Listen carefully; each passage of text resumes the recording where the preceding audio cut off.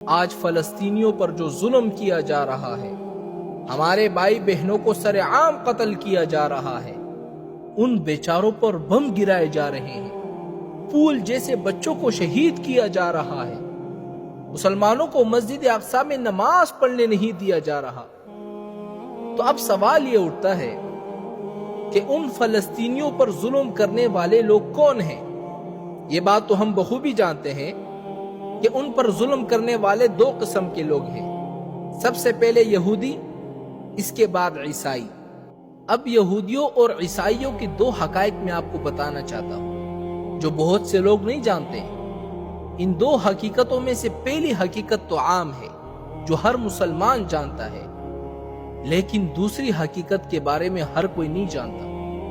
100 میں سے 99% لوگ اس حقیقت سے بے خبر ہیں، اور یہ دونوں وہ حقائق ہے جو میں نے اپنی طرف سے نہیں نکالی، بلکہ یہ دونوں حقائق خود قرآن نے بیان کی ہے۔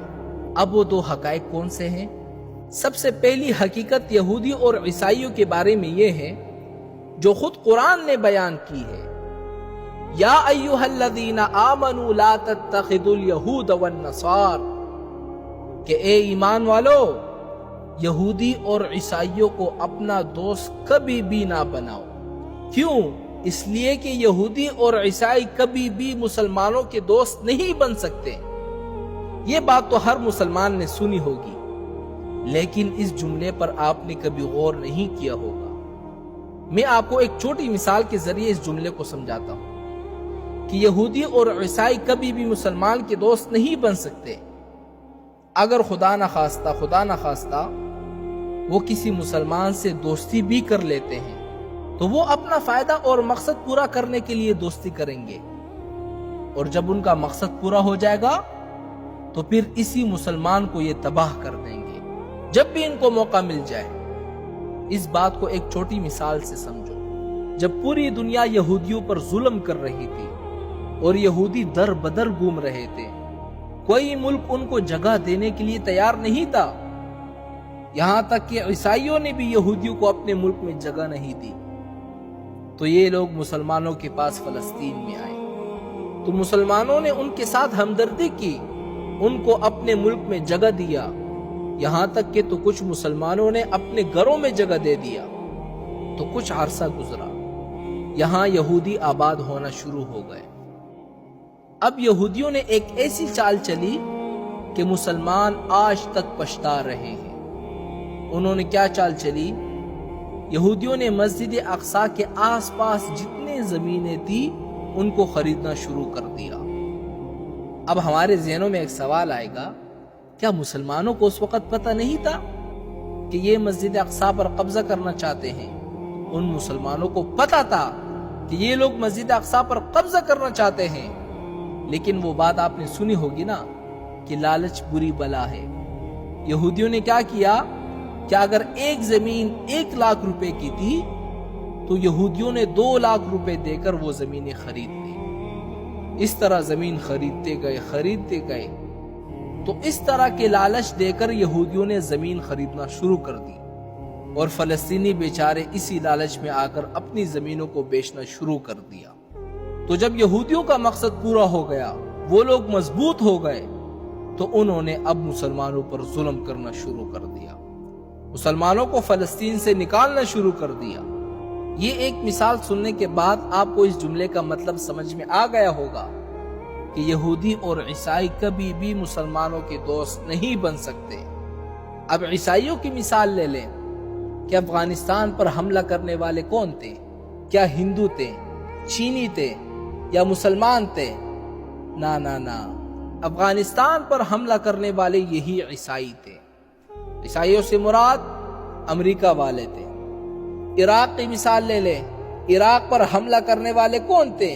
یہی عیسائی تھے، امریکہ۔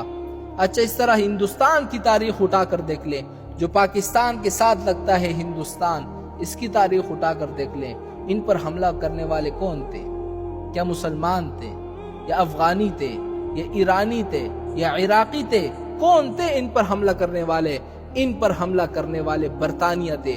برطانیہ والے کون ہیں؟ عیسائی ہیں۔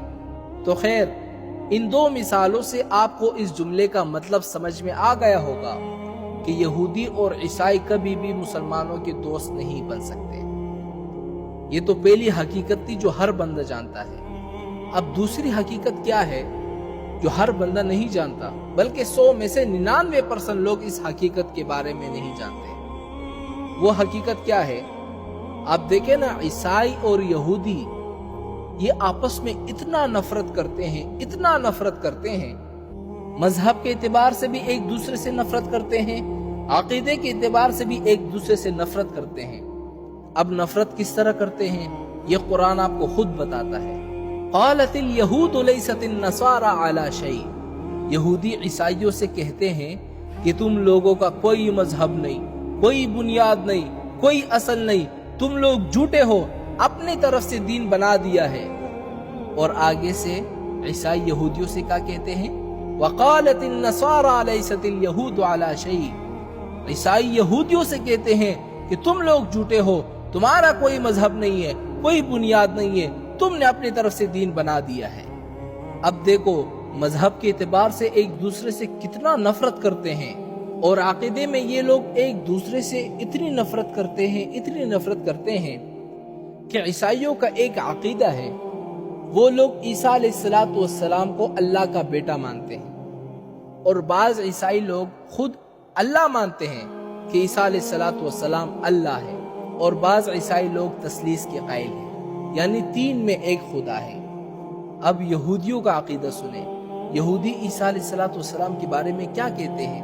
یہودی کہتے ہیں کہ نعوذ باللہ عیسیٰ علیہ السلام تو حلال کا بیٹا ہی نہیں ہے، وہ تو یوسف بن نجار ایک ترخان تھا، اس نے بی بی مریم سے زنا کیا، اس زنا کے نتیجے میں حضرت عیسیٰ علیہ السلام پیدا ہوئے۔ نعوذ باللہ ثم نعوذ باللہ، یہ یہودیوں کا عقیدہ ہے۔ اب آپ لوگ مجھے خود بتائیں کہ یہ لوگ آپس میں کتنا بغض رکھتے ہیں۔ اچھا، پھر یہودیوں نے حضرت عیسیٰ علیہ السلام کو قتل کرنا چاہا، انہوں نے اپنی پوری قوت کے ساتھ حضرت عیسیٰ علیہ السلام کو گھیر لیا، تو اللہ تعالیٰ نے حضرت عیسیٰ علیہ السلام کی شکل ایک حواری کو دے دی، اور عیسیٰ علیہ السلام کو آسمانوں پہ اٹھا لیا، اور جب یہودی اندر گھر میں داخل ہوئے تو انہوں نے اس حواری کو پکڑا، کیونکہ اللہ تعالیٰ نے حضرت عیسیٰ علیہ السلام کی شکل اس حواری کو دے دی تھی، تو ان یہودیوں نے اس حواری کو قتل کیا، اور حضرت عیسیٰ علیہ السلام تو آسمانوں پہ جا چکے تھے۔ قرآن خود کہتا ہے وَمَا قَتَلُوهُ وَمَا صَلَبُوهُ، ان یہودیوں نے نہ تو عیسیٰ علیہ السلام کو قتل کیا، نہ پھانسی دی، ہم نے ان کو آسمانوں پہ اٹھا لیا۔ اب دیکھو نا، یہودیوں نے عیسیٰ علیہ السلام کو قتل کرنے کی کوشش تو کی نا، یعنی اتنی بڑی دشمنی کے بعد آج وہ ایک ہیں۔ اندازہ کریں عقیدے میں ایک دوسرے کے کتنے بڑے دشمن ہیں، مذہب کے اعتبار سے ایک دوسرے کے کتنے بڑے دشمن ہیں، لیکن مسلمانوں کی دشمنی میں دونوں ایک ہیں۔ بس ہم کیا کہہ سکتے ہیں، اسی میں رہ گئے ہیں۔ افسوس ہے کہ یہ امت صرف روایات میں کھو گئی، یا تو آپس میں لڑنے میں گزاری، یا نئے نئے روز ایک چیز بنائی، سوچنے کے لیے بھی تیار نہیں ہے نا، کہہ دو تو ماننے کے لیے تیار نہیں ہے۔ آدمی کیا کہہ سکتا ہے؟